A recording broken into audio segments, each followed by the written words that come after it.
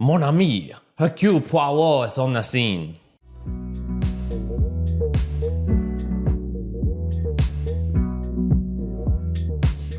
Welcome, ladies and gentlemen, to another round of the Mere Mortals book reviews. My name is Kyrin, and I do these reviews for those who want to transcend beyond their own mere mortality, to look deeper into the lives of books, the characters, the fascinating things that are all going on within them. You can tell from my crappy French accent that today we do have something a little bit French, but it's also mixed with English, so I think this is going to be a good one. It is Agatha Christie's Peril at End House. This book was published in 1932, and it's about 200 pages in length, so it won't take you very long to get through. And it's a classic whodunit crime story that will leave you guessing until the very end. So there's constantly new information coming in, very unpredictable. You're not sure what this character's motives are and who will be doing or saying what next. We start off with Nick Buckley, i.e. Magdala. So this is a young girl who has three close calls with death. And these accidents aren't as accidental as they seem when her cousin Maggie, who comes and visits her, is accidentally killed in her place. So it's a very mysterious circumstances, and the plot then thickens when we realize, these weren't accidents.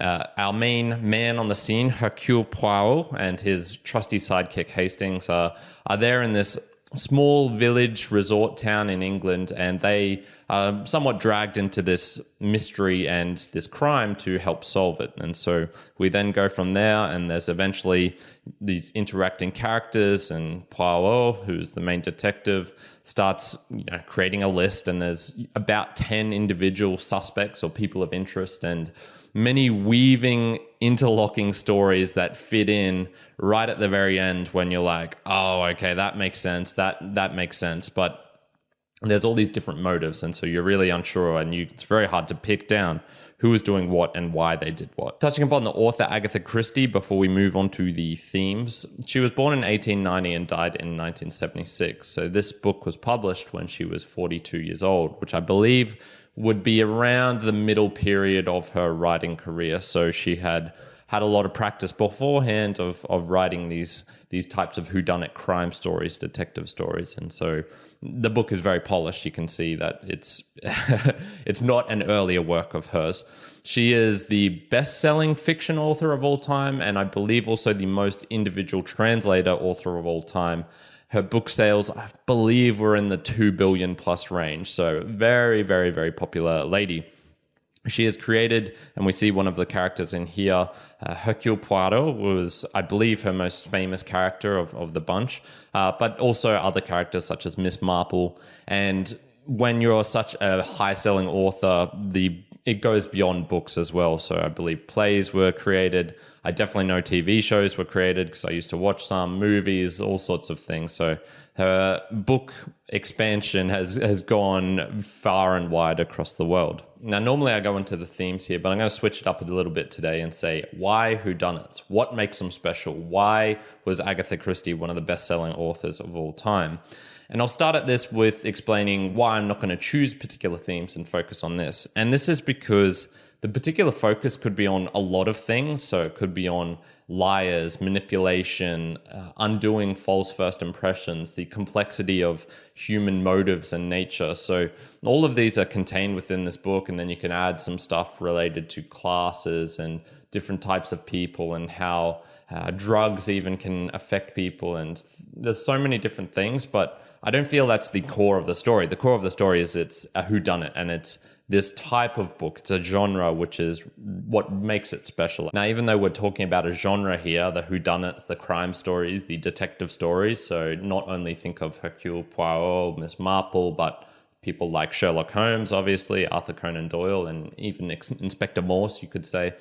The genre is expansive, so you can have lots of different things. So I'll list a couple of things that change almost within each individual book. So you can have different ages of people, emotions, the number of people, the motives of these people, the different scenery, the time era, all of this variety, I guess. And that's almost what you need to have. You need to have an expansive variety, a selection of things and plots and motives and weavings to be able to sell, not only create 90 plus books, but sell billions of books. And that's not just talking about Agatha Christie, but the whole genre.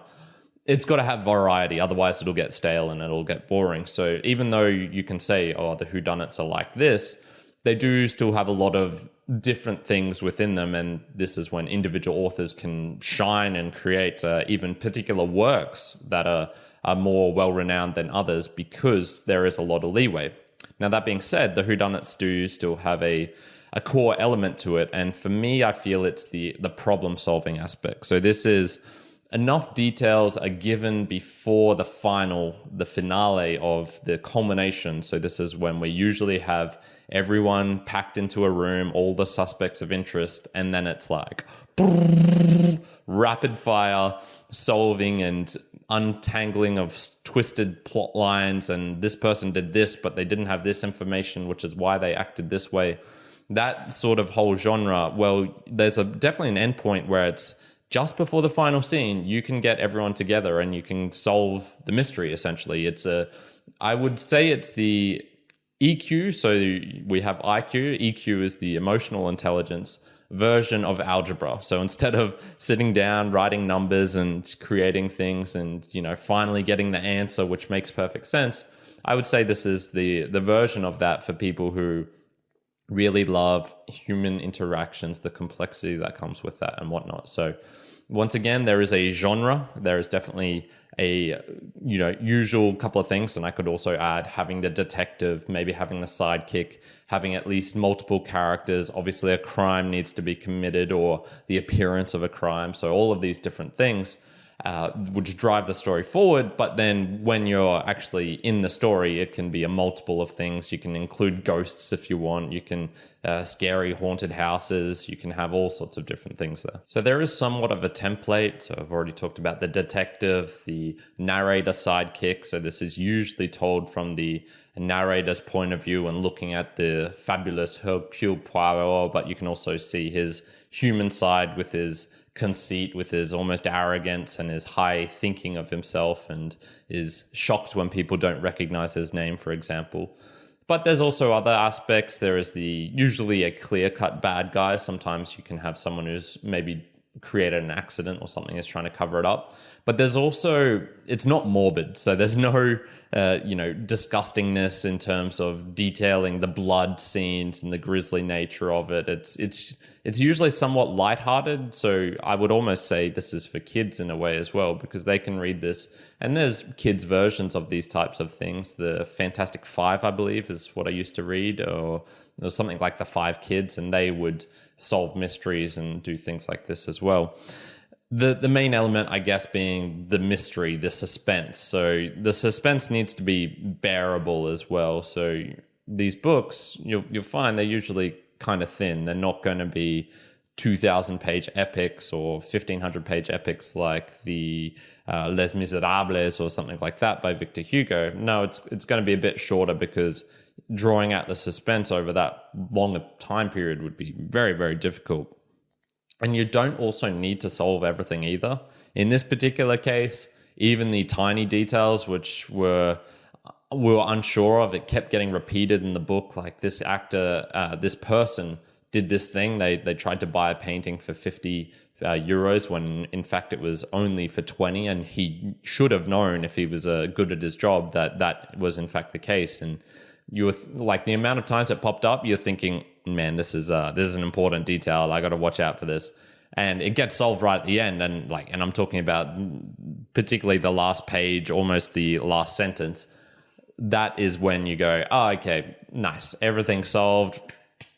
Done. We can clean my hands and go. But I have read other books of these other versions where the mystery remains unsure, and there is always a little element, not the main one, but a little element saying, what actually happened there? Was it a ghost? Did this person actually steal that thing? Did they actually commit the murder on purpose, or was it an accident? All these sorts of little tiny details which make these books really, really fun. On to my personal observations and takeaways. I just mentioned one thing there, which is that they're fun. They're really nice, easy reads.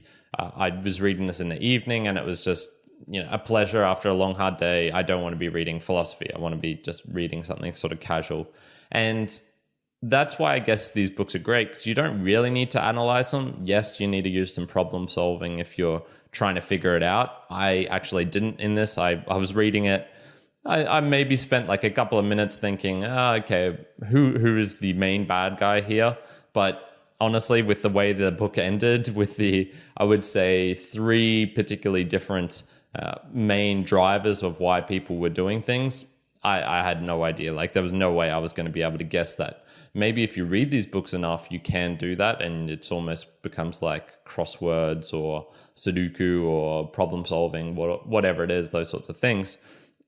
For me, these books are more just fun, and they're a lighthearted read. Another observation was that this really brought back some memories for me, because when I was a kid, so I'm talking probably the 10 to 15 range, I used to watch these shows with my mum, particularly Hercule Poirot and Miss Marple. I would love them. We would have so much fun like analyzing it, discussing it, just watching the whole mystery unfold. And so not only are these books great just for reading and very fun in this context, but I remember having a lot of fun and enjoyment watching it as a kid as well. So I think a testament to the author and, well, I guess also the TV show as well, that they were able to create these mysteries and then translate them across different mediums. So there is probably something within this about the complexity of human nature. Maybe I learned some things about human nature watching this, who knows, which make it really enjoyable. So fun for reading and then also fun for viewing as well. So in summary, I found this quite enjoyable, and I believe it's because it was fictional.